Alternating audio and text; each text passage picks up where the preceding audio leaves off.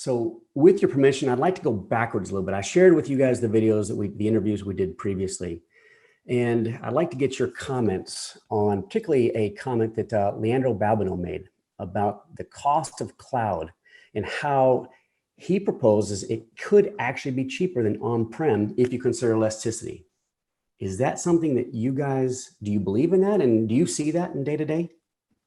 Yeah, Keith. I mean, I think it really depends on the company, and obviously for McDonald's, that seems to be the case.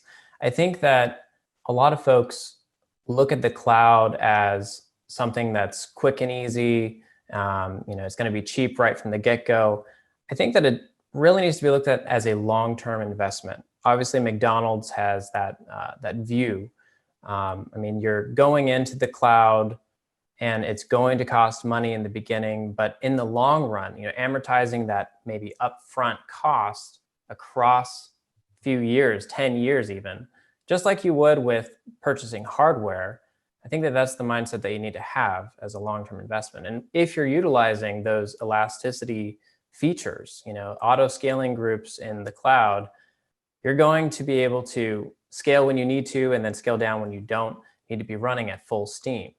If you're not using those features, you don't have a long-term, mindset going into the cloud. Yeah, and what I would add to what Parker said, Keith, is that when I look at McDonald's, it is so impressive to me that a company of that obvious size could be 90+% in the cloud already, because they're a legacy company that had to have a lot of on-prem equipment. So it's impressive. What was interesting to me, and a decision that I had to make in the past, and we see this with our customers, is how do you get there? And so when my former company went there, we chose to architect our way into the cloud. Okay. So from a cost standpoint, we took care of the elastic tools that Parker mentioned, and costs were relatively under control once we understood them. However, it was a long, arduous process, and it was not completed before I came over to Groupware to work on this. So it's one of those things where if I had it to do over again, I might do more of a lift and shift, get to the cloud, and then re-architect in the cloud, because it reduces that amount of time where you're in that hybrid state and you're having to run 2 or more environments. So if you do that, if you go the lift and shift route and then re-architect once you're in the cloud, you may spend more upfront. To Parker's point, Keith, I think it really has to do with, if you do that and you don't view it as a long-term investment, you're going to get there and go, this is too expensive. But if you do it as, hey, we're going to get there, we're going to be solid on one platform, and then we're going to re-architect to take advantage of everything, then I think it may be more expensive up front, but in the long term, it should be less expensive than your on-prem. Interesting. And that's consistent with, I think, something we heard from Paul Chapman. He talked a little bit about if you move to cloud, it's going to require a different, the word he used was culture. Is that, what are your thoughts on that? We see it over and over again.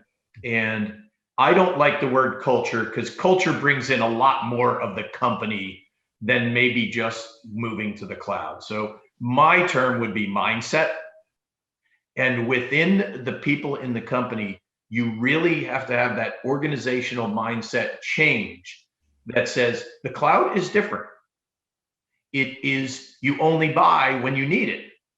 You can innovate, but you innovate, you can shut down, you can start up. You don't carry what we would consider an on-prem mindset, okay?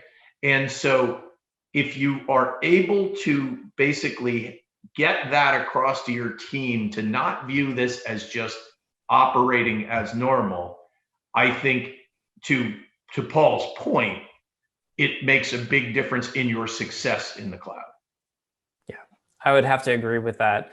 We work with a lot of different companies, and, with the newer companies who are born in the cloud, the startups, you got the younger engineers who all they know is the cloud. They know tools that don't exist on a piece of hardware that they can see. And so their mindset is very different when they're architecting and building out their apps and whatnot. But with companies who, like a lot of the companies who are talking about this, like the reason that we're having this conversation are the companies who are still kind of on-prem, or that they're trying to get into the cloud. They have, more often than not, an on-prem mindset still. And we see it over and over again where, you've got a huge organization, you've got engineers in different departments, and you're trying to manage all that. And IT has a hard time reining in, the different, costs and who has access to what, who can provision what. And you have engineers who spin up what they think they need, and they're over provisioning left and right because they have the same mindset of, on-prem. Well, I bought a box that had a bigger CPU because I might need it. And if you have that mindset, you're going to overspend everywhere. Hope you heard a few things that triggered some new thinking for you. We do these conversations on IT topics weekly, so please feel free to subscribe to our YouTube channel. That way you get updates on new content, as well as you can post comments and, more importantly, suggest topics that you'd like us to address. You can see that we have some pretty amazing resources. So please let us know how we can help you on your upcoming digital transformation and enterprise IT projects. Thanks very much. Until next time.